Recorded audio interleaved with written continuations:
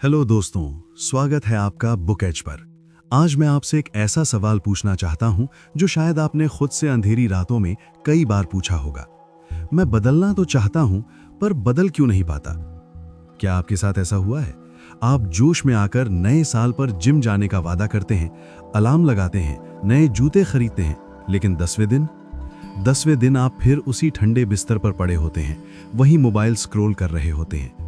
आप खुद को कोसते हैं, खुद को कमजोर समझते हैं, लेकिन ठहरिए, दोष आपकी इच्छा शक्ति का नहीं है, दोष उस सिस्टम का है जिसे आपका दिमाग बरसों से चला रहा है।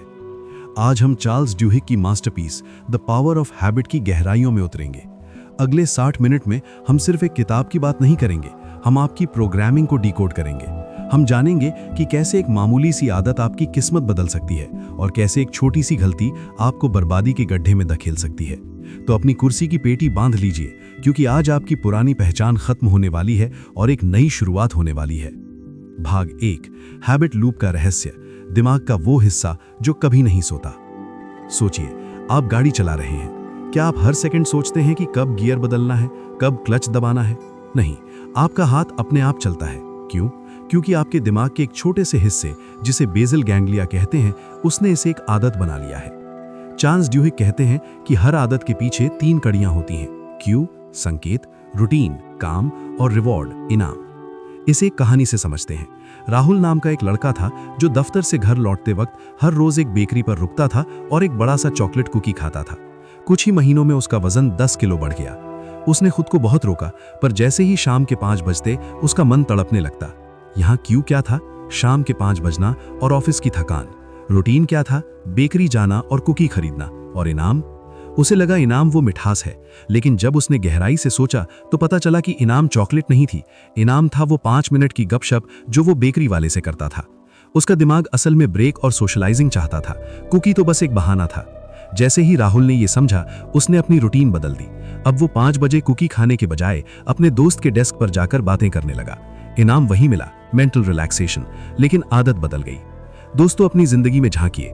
जब आप उदास होते हैं तो क्या आप फोन उठाते हैं?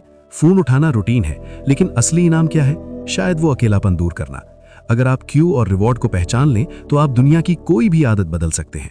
भाग 2, इच्छा शक्ति की मांसपेशी, इसे जिम की तरह ट्रेन कैसे करें? अक्सर लोग कहते हैं मेरे पास विल पावर नहीं है, लेकिन सच तो यह है कि इच्छा शक्ति कोई जादुई शक्ति नहीं है, ये एक मांसपेशी है। जैसे जिम में भारी वजन उठाने से मांसपेशियां थक जाती हैं, वैसे ही दिन भर फैसले लेने से आपकी इच्छा शक्ति भी थक जाती है। यही कारण है कि सुबह तो आप सलाद खा लेते हैं, लेकिन रात होते होते पिज्जा ऑर्डर कर देते हैं, क्योंकि रात तक आपकी इच्छा शक्ति की बैटरी लो हो जाती है। अनीता की कहानी याद है? उसने बड़े बड़े लक्ष्य नहीं रखे, उसने सिर्फ एक काम किया, हर सुबह अपना बिस्तर ठीक करना। सुनने में ये बहुत मामूली लगता है ना?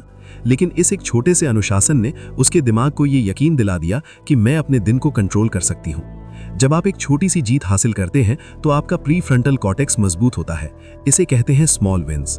अगर आप आज अपनी जिंदगी बदलना चाहते हैं तो पहाड़ मत तोड़िए, बस एक छोटा सा वादा खुद से कीजिए और उसे हर हाल में पूरा कीजिए, चाहे वो सिर्फ 2 मिनट की मेडिटेशन ही क्यों ना हो। भाग 3, कीस्टोन हैबिट्स, वो एक धागा जिससे पूरी चादर जुड़ी है। क्या आपने कभी डोमिनोज गिरते हुए देखे हैं?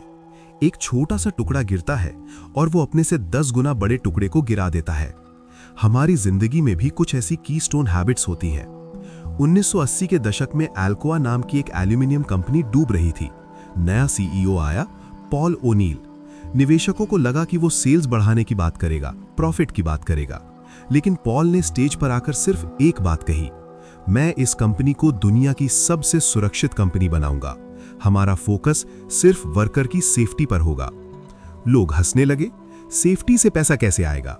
लेकिन चमत्कार देखिए, सेफ्टी को बेहतर करने के लिए वर्कर्स को एक दूसरे से बात करनी पड़ी, प्रोसेस को समझना पड़ा, मशीनों को बेहतर करना पड़ा। नतीजा, कम्युनिकेशन बढ़ गया, गलतियां कम हो गई और अल्कोआ का प्रॉफिट 5 गुना बढ़ गया। सेफ्टी एक कीस्टोन हैबिट थी।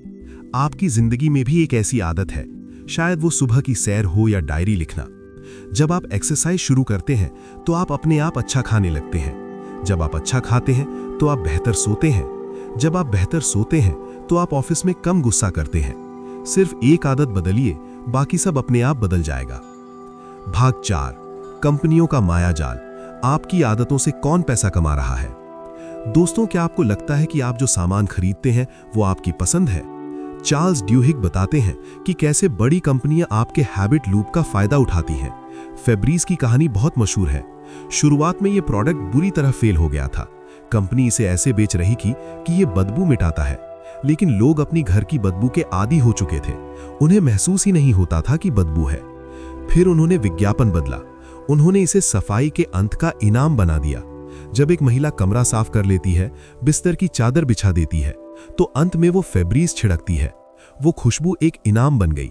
जैसे ही इसे रिवॉर्ड से जोड़ा गया, फेब्रीज अरबों डॉलर का ब्रांड बन गया। हैरानी की बात यह है कि टूथपेस्ट में जो झाग बनता है या जो झुनझुनी महसूस होती है, उसका दांतों की सफाई से कोई लेना देना नहीं है। वो सिर्फ इसलिए डाला जाता है ताकि आपके दिमाग को एक क्यू मिले कि हाँ, अब सफाई हो रही है।